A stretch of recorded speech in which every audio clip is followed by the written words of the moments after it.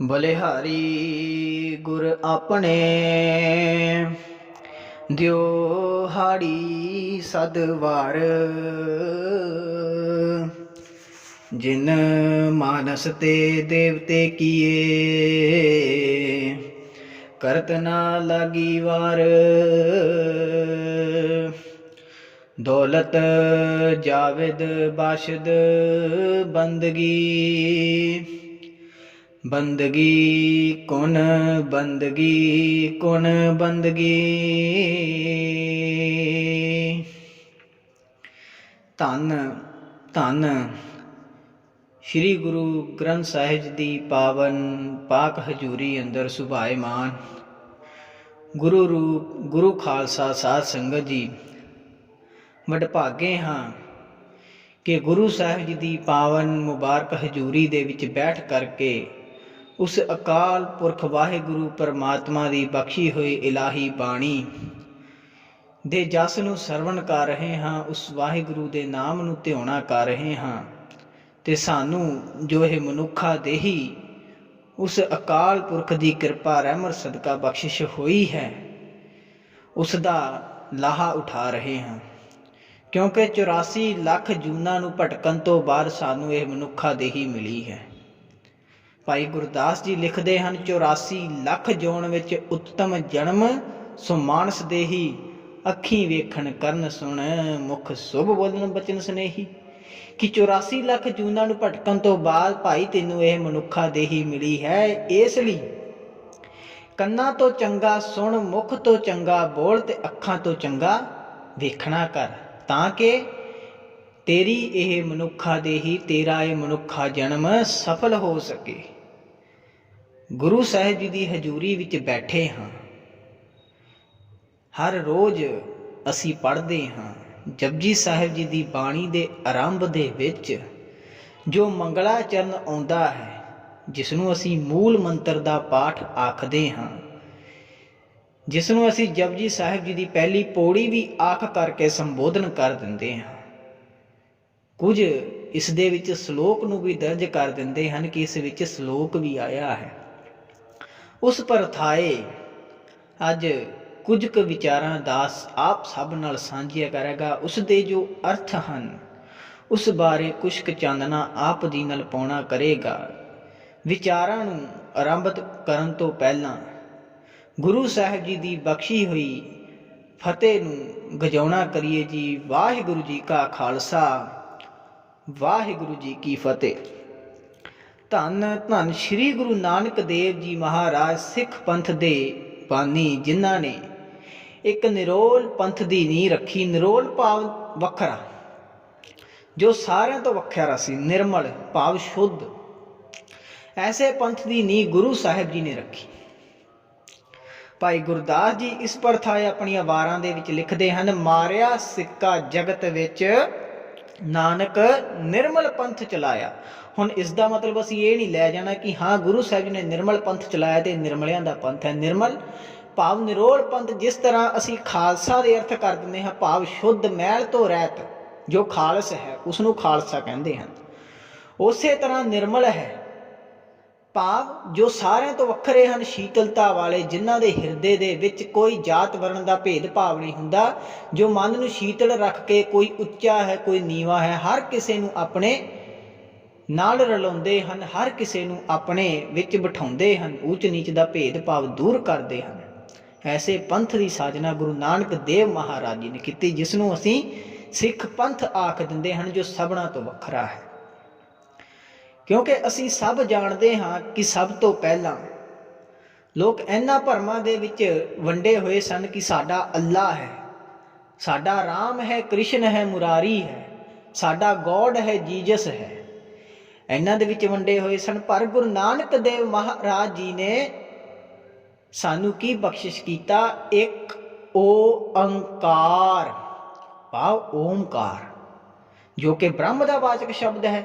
हुण एक दा भाव असी ले लईए, ये गिणती दे एक दे वजों है कि परमात्मा एक है। सानू ये दर्शाउण दे लई कि असी मूर्ख लोग, असी मनुख इस वहम दे विच ना फसे रहीए, ये ना समझते रहीए कि हिंदुआं दा जो राम है, ਜੋ ਪਰਮਾਤਮਾ ਹੈ ਉਹ ਹੋਰ ਹੈ, ਮੁਸਲਮਾਨਾਂ ਦਾ ਜੋ ਅੱਲਾ ਹੈ ਉਹ ਹੋਰ ਹੈ, ਤੇ ਈਸਾਈਆਂ ਦਾ ਜੋ ਗੋਡ ਹੈ ਉਹ ਹੋਰ ਹੈ, ਤੇ ਸਿੱਖਾਂ ਦਾ ਜੋ ਅਕਾਲ ਪੁਰਖ ਪ੍ਰਭੂ ਹੈ ਉਹ ਹੋਰ ਹੈ।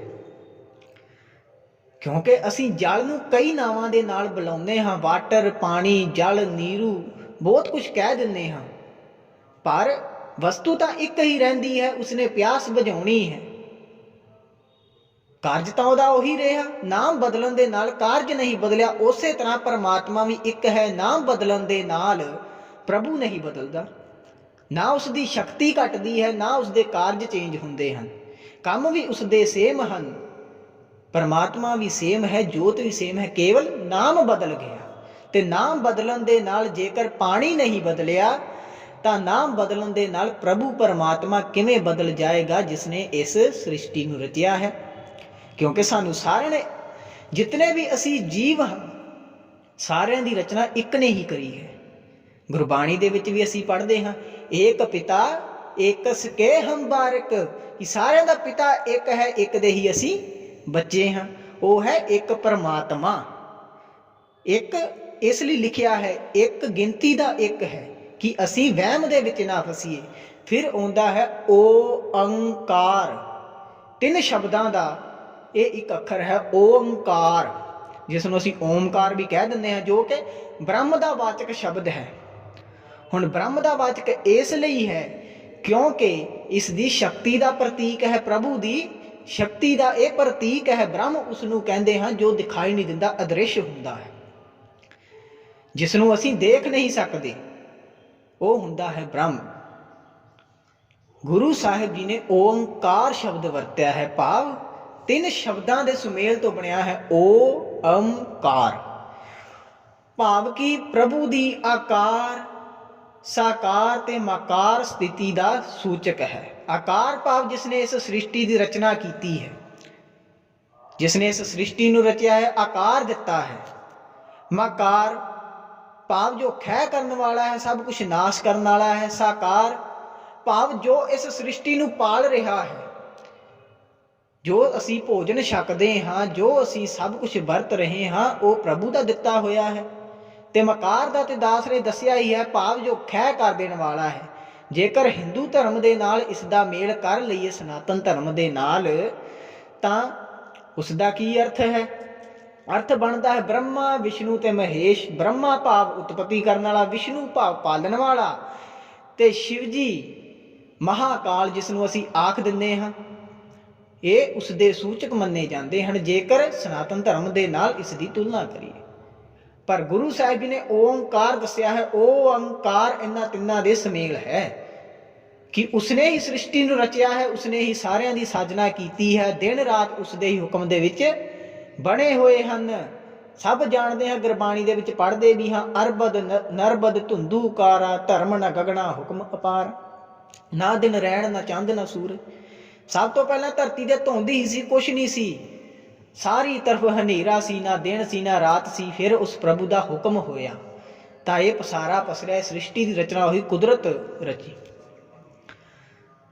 ਹੁਣ ਅਸੀਂ ਗੁਰਬਾਣੀ ਦੇ ਵਿੱਚ ਇਹ ਵੀ ਪੜ੍ਹਦੇ ਹਾਂ, ਓੰਕਾਰ ਉਤਪਾਤੀ ਕੀਆ ਦਿਨਸ ਸਭ ਰਾਤੀ, ਕਿ ਓੰਕਾਰ ਦੀ ਧੁਨ ਦੇ ਨਾਲ ਦਿਨ ਅਤੇ ਰਾਤ ਦਾ ਪਸਾਰਾ ਪਸਰਿਆ। ਪ੍ਰਭੂ ਨੇ ਆਪਣੇ ਹੁਕਮ ਦੇ ਨਾਲ ਇਹ ਸਾਰੇ ਕਾਰਜ ਕੀਤੇ ਹਨ। ਉਸਨੇ ਹੀ ਦਿਨ ਰਾਤ ਨੂੰ ਬਣਾਇਆ ਹੈ।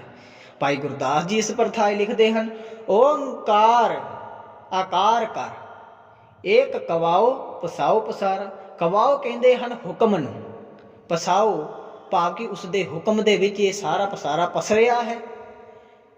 ਕਵਾਓ ਹੁਣ ਅਸੀਂ ਜਪਜੀ ਸਾਹਿਬ ਦੇ ਵਿੱਚ ਵੀ ਪੜ੍ਹਦੇ ਹਾਂ, ਕੀਤਾ ਪਸਾਓ ਕੀਤਾ ਕਵਾਓ ਏਕੋ ਪਸਾਓ, ਕਿ ਇੱਕ ਹੁਕਮ ਦੇ ਨਾਲ ਇਹ ਸਾਰਾ ਜੋ ਪਸਾਰਾ ਹੈ ਉਹ ਪਸਰਿਆ ਹੈ। ਇਸ ਲਈ ਸਾਨੂੰ ਉਸ ਅਕਾਲ ਪੁਰਖ ਦੇ ਚਰਨਾਂ ਦੇ ਨਾਲ ਜੁੜਨਾ ਚਾਹੀਦਾ ਹੈ, ਜਿਸ ਦਾ ਇਹ ਨਾਮ ਹੈ ਓੰਕਾਰ। ਗੁਰਬਾਣੀ ਦੇ ਵਿੱਚ ਅਸੀਂ ਪੜ੍ਹ ਤਾਂ ਦਿੰਦੇ ਹਾਂ, ਜਪਜੀ ਸਾਹਿਬ ਦੀ ਬਾਣੀ ਦੇ ਵਿੱਚ ਪਹਿਲਾਂ ਮੂਲ ਮੰਤਰ ਦਾ ਜਾਪ ਕਰਦੇ ਹਾਂ, ਗੁਰਬਾਣੀ ਪੜ੍ਹਦੇ ਹਾਂ, ਆਖ ਦਿੰਦੇ ਹਾਂ ਕੀਤਾ ਪਸਾਓ ਏਕੋ ਕਵਾਓ, ਕਿ ਉਸਨੇ ਸਾਰਾ ਪਸਾਰਾ ਇੱਕ ਹੁਕਮ ਦੇ ਵਿੱਚ ਕਰ ਦਿੱਤਾ। ਤੇ ਉਸਦੇ ਹੁਕਮ ਨੂੰ ਅਸੀਂ ਨਹੀਂ ਮੰਨਦੇ, क्योंकि प्रभु ने आख्या है नाम नूं जपो पर असीं जपदे नहीं। क्यों नहीं जपदे? क्योंकि असीं मूल मंत्र दे अर्थां नूं ही नहीं जाणदे। बस पढ़ दिंदे हैं कि एक ओंकार परमात्मा एक है, हर जगह रस व्यापक है। हुण असीं जदों कथा करदे हां, विचार करदे हां, तां पहला मंगल पढ़दे हां, एक ओंकारा सतगुरु ते प्रसाद सच होए, कि एक परमात्मा है ते उसदे हुक्म दे नाल, उसदी कृपा द्वारा ही सच की प्राप्ति हो सकती है, क्योंकि वो आप सच्चा है, इसलिए उसदे हुक्म दे नाल ही सच की प्राप्ति हो सकती है। असीं इसनूं एक ओंकार भी पढ़ते हैं, जरूरी नहीं एक ओंकार ही पढ़ते हैं। गुरबाणी दे विच आया है, एका एक ओंकार निराला, अमर अजूनी जात न जल। पढ़ना है, गुरु का नाम है, इसनूं ध्याना है। फिर असीं पढ़ते हैं सतनाम। ओंकार की व्याख्या बहुत डूंगी है, जेकर करन ते आईए तो बहुत समा चाहिदा है, पर इतनी ना तो दास की बुद्धि है कि हाँ ओंकार के संपूर्ण अर्थ कर सके, क्योंकि इतनी क्षमता दास दी नहीं, प्रभु ने इतनी मत नहीं बख्शी। इसलिए जितनी दास नूं आउंदी है उतनी विचार आप सत्संगत दे नाल करेगा। ते सतनाम जिसनों असीं आख दिंदे हां कि परमात्मा का नाम सच्चा है, उसका नाम क्यों सच्चा है? क्योंकि वो ओंकार का नाम है। ओंकार जिसने सारी सृष्टि की रचना की है, उस अकाल पुरख का सूचक है, उस परमात्मा का सूचक है। इस सृष्टि के उत्ते सब कुछ झूठ हो सकता है, केवल ते केवल सच उसका नाम ही है। इसलिए असीं कहने हाँ सतनाम, उसका नाम इस कारण सच्चा है क्योंकि उसने सृष्टि नूं उपजाया है, पसारा उसदे हुक्म दे नाल होया है, इस कारण वही सच्चा है, बाकी सब झूठ है। फिर असीं पढ़ते हाँ करता पुरख, जिसका नाम सच्चा है वो कौन है? वो करता पुरख है, जो सब कुछ करता है, सब कुछ करन कारण दे विच समर्थ है, वो करता पुरख है।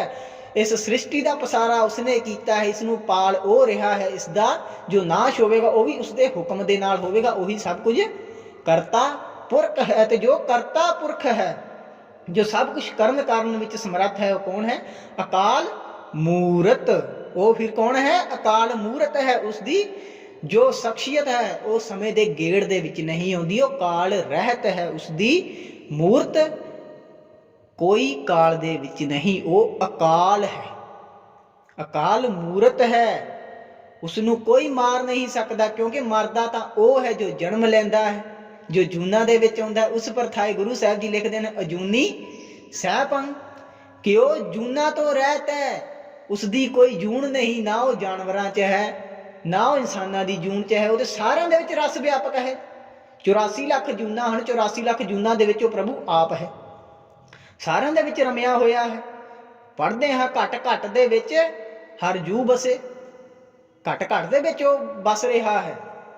तो जो जूना तो रहत है वो किसी जून दे विच नहीं आउंदा। क्यों नहीं आउंदा? क्योंकि वो सह भंग है। सह भंग भाव वो स्वयं तो उत्पन्न होया है, उसनूं किसी ने जन्म नहीं दिता, उसने सारिਆਂ ਨੂੰ जन्म दिता है।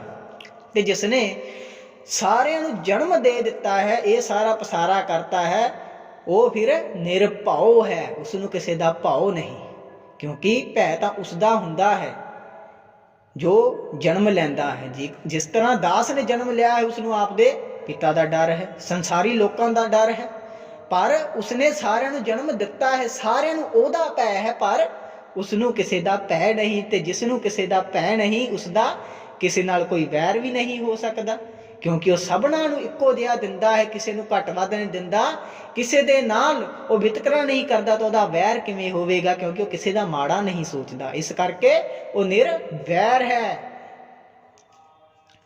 निरभाव निर्वैर। फिर आउंदा है अकाल मूरत, वो किसे काल दे गेड़ दे विच नहीं, उसकी मूरत किसी काल दे वस दे विच नहीं है, क्योंकि वो सबना नूं तां आप पाल रहा है, उसदे हुक्म हुंदा है तां सृष्टि तो कोई भी जा सकता है, क्योंकि असी जूना दे विच हां। तो जो व्यक्ति जून दे विच है वो जावेगा, सदा थिर नहीं रहेगा, पर उसकी एक इकल्ले दी मूर्त है जो काल दे वस दे विच नहीं, अकाल है। ਅਜੂਨੀ ਸਹਿਭੰ। ਅਜੂਨੀ ਸਹਿਭੰ ਇਸ ਦੇ ਅਰਥ ਦਾਸ ਨੇ ਪਹਿਲਾਂ ਕਰ ਦਿੱਤੇ ਹਨ ਕਿ ਅਜੂਨੀ ਸਹਿਭੰ ਭਾਵ ਕਿ ਜੋ ਜੂਨਾਂ ਤੋਂ ਰਹਿਤ ਹੈ ਤੇ ਸਵੈਮ ਤੋਂ ਉਤਪੰਨ ਹੋਇਆ ਹੈ। ਤੇ ਐਸੇ ਪ੍ਰਭੂ ਨੂੰ ਜੇਕਰ ਅਸੀਂ ਪਾਉਣਾ ਹੈ ਜੋ ਇਸ ਸ੍ਰਿਸ਼ਟੀ ਦਾ ਕਰਤਾ ਹੈ, ਸਭਨਾਂ ਨੂੰ ਪਾਲ ਰਿਹਾ ਹੈ, ਉਸ ਦਾ ਹੀ ਨਾਮ ਸੱਚਾ ਹੈ। ਉਹ ਕਰਤਾ ਪੁਰਖ ਹੈ, ਨਿਰਭਉ ਹੈ, ਨਿਰਵੈਰ ਹੈ, ਜਿਸ ਦੀ ਮੂਰਤ ਅਕਾਲ ਤੋਂ ਪਰੇ ਹੈ, ਜੋ ਸਵੈਮ ਤੋਂ ਉਤਪੰਨ ਹੋਇਆ ਹੈ, ਜੂਨਾਂ ਦੇ ਵਿੱਚ ਨਹੀਂ ਆਉਂਦਾ। ਐਸੇ ਪ੍ਰਭੂ ਨੂੰ ਅਸੀਂ ਕਿਵੇਂ ਪਾ ਸਕਦੇ ਹਾਂ? ਗੁਰ ਪ੍ਰਸਾਦ। ਉਸ ਦੀ ਜੇਕਰ ਕਿਰਪਾ ਹੋਵੇ ਤਾਂ ਅਸੀਂ ਉਸ ਨੂੰ ਪਾ ਸਕਦੇ ਹਾਂ। ਤੇ ਉਸ ਦੀ ਕਿਰਪਾ ਕਿਵੇਂ ਹੋ ਸਕਦੀ ਹੈ? ਉਸ ਪ੍ਰਥਾਏ ਗੁਰੂ ਸਾਹਿਬ ਜੀ ਲਿਖਦੇ ਹਨ, ਜਪ। ਜਪ ਅਸੀਂ ਇਸ ਨੂੰ ਬਾਣੀ ਦਾ ਨਾਮ ਵੀ ਆਖਦੇ ਨੇ, ਪਰ ਜਪ ਭਾਵ ਜਪਣਾ। ਕੀ ਜਪਣਾ ਕਰੋ, ਬਾਰ ਬਾਰ ਧਿਆਉਣਾ ਕਰੋ। ਕਿਸ ਦੇ ਨਾਮ ਨੂੰ ਧਿਆਉਣਾ ਹੈ ਉਹ ਵੀ ਗੁਰੂ ਸਾਹਿਬ ਜੀ ਦੱਸਦੇ ਹਨ। ਆਦ ਸੱਚ, ਜੁਗਾਦ ਸੱਚ, ਹੈ ਭੀ ਸੱਚ, ਨਾਨਕ ਹੋਸੀ ਭੀ ਸੱਚ। ਭਾਵ ਜੋ ਸ੍ਰਿਸ਼ਟੀ ਦੀ ਰਚਨਾ ਤੋਂ ਪਹਿਲਾਂ ਦਾ ਮੌਜੂਦ ਹੈ, ਸ੍ਰਿਸ਼ਟੀ ਰਚਨ ਵੇਲੇ ਵੀ ਮੌਜੂਦ ਸੀ, ਸ੍ਰਿਸ਼ਟੀ ਚੱਲ ਰਹੀ ਹੈ ਹੁਣ ਵੀ ਮੌਜੂਦ ਹੈ। ਇਸ ਦਾ ਨਾਸ਼ ਹੋ ਜਾਵੇ, ਕੁਛ ਵੀ ਨਾ ਬਚੇ, ਉਹ ਤਾਂ ਵੀ ਮੌਜੂਦ ਰਹੇਗਾ। ਇਸ ਲਈ ਐਸੇ ਪ੍ਰਭੂ ਦੇ ਨਾਮ ਨੂੰ ਧਿਆਉਣਾ ਚਾਹੀਦਾ ਹੈ। ਤੇ ਜਦੋਂ ਅਸੀਂ ਉਸ ਨੂੰ ਨਾਮ ਨੂੰ ਧਿਆਵਾਂਗੇ, ਨਾਮ ਨੂੰ ਜਪਣਾ ਕਰਾਂਗੇ ਤੇ ਉਸ ਨੂੰ ਆਪਣੇ ਹਿਰਦੇ 'ਚ ਵਸਾਉਣਾ ਕਰਾਂਗੇ, ਉਹ ਗੁਰੂ ਸਾਡੇ ਤੇ ਕਿਰਪਾ ਕਰੇਗਾ, ਮਿਹਰ ਕਰੇਗਾ ਤੇ ਉਸ ਦੇ ਨਾਲ ਸਾਡਾ ਮਿਲਾਪ ਹੋਵੇਗਾ।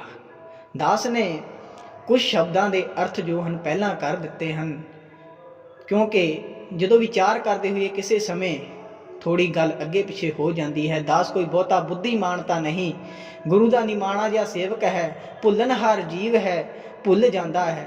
ਕਿਉਂਕਿ ਗੁਰੂ ਸਾਹਿਬ ਦੀ ਕਿਰਪਾ ਸਦਕਾ ਜਿਤਨਾ ਕੁ ਗਿਆਨ ਗੁਰੂ ਸਾਹਿਬ ਨੇ ਬਖਸ਼ਿਸ਼ ਕੀਤਾ ਹੈ, ਉਸ ਗਿਆਨ ਦੀ ਬਦੌਲਤ ਆਪ ਜੀ ਨਾਲ ਵਿਚਾਰਾਂ ਕਰ ਲੈਂਦੇ ਹਾਂ। ਵਿਚਾਰ ਕਰਦਿਆਂ ਦਾਸ ਕੋਲੋਂ ਏਕ ਨਹੀਂ ਅਨੇਕ ਭੁੱਲਾਂ ਹੋਈਆਂ ਹਨ। ਗੁਰੂ ਸਾਹਿਬ ਜੀ ਅਤੇ ਗੁਰੂ ਕੀ ਸੰਗਤ ਬਖਸ਼ਣ ਯੋਗ ਹੈ। ਹੋਈਆਂ ਬੇਅੰਤ ਬੇਅੰਤ ਭੁੱਲਾਂ ਬਖਸ਼ ਦੇਣੀਆਂ। ਵਿਚਾਰ ਨੂੰ ਆਪਣੇ ਹਿਰਦੇ ਦੇ ਵਿੱਚ ਵਸਾ ਕਰਕੇ ਰੱਖਣਾ, ਗੁਰੂ ਸਾਹਿਬ ਜੀ ਦੇ ਨਾਮ ਨੂੰ ਸਦੀਵੀ ਆਪਣੇ ਹਿਰਦੇ ਤੇ ਵਸਾ ਕਰਕੇ ਰੱਖਣਾ, ਤਾਂ ਕਿ ਉਹ ਗੁਰੂ ਸਾਡੇ ਤੇ ਮਿਹਰ ਕਰੇ ਤੇ ਸਾਨੂੰ ਆਪਣੇ ਚਰਨਾਂ ਦੇ ਨਾਲ ਸਦੀਵੀ ਜੋੜ ਕੇ ਰੱਖਣ ਤੇ ਆਪਣੀ ਕਿਰਪਾ ਸਦਕਾ ਆਪਣੇ ਨਾਲ ਮਿਲਾਪ ਬਖਸ਼ ਦੇਣ। ਵਾਹਿਗੁਰੂ ਜੀ ਕਾ ਖਾਲਸਾ, ਵਾਹਿਗੁਰੂ ਜੀ ਕੀ ਫਤਿਹ।